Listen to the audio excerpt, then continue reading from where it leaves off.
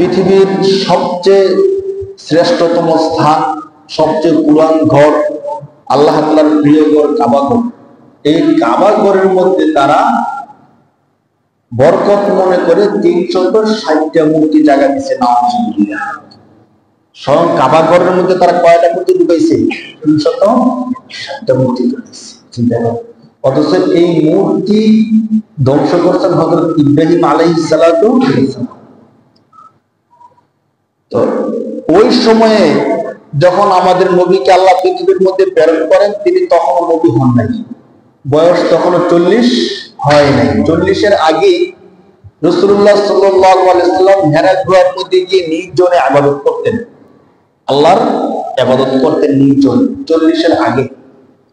তো মুফাসসিরিনে কেরামগণ বলেন, ওই যে সময়টায় রাসূলুল্লাহ ইবাদত করছেন, কিসের ভিত্তিতে ইবাদত করছেন?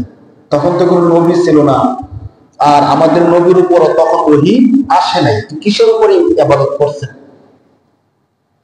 মুফাসসিরিনে কেরামগণ বলেন, ইব্রাহিম আলাইহিস সালাতু ওয়াসসালামের যে ধর্ম, ওই ধর্মের উপর আমাদের নবী কি করছিলেন? ইবাদত করছিলেন। সুবহানাল্লাহ।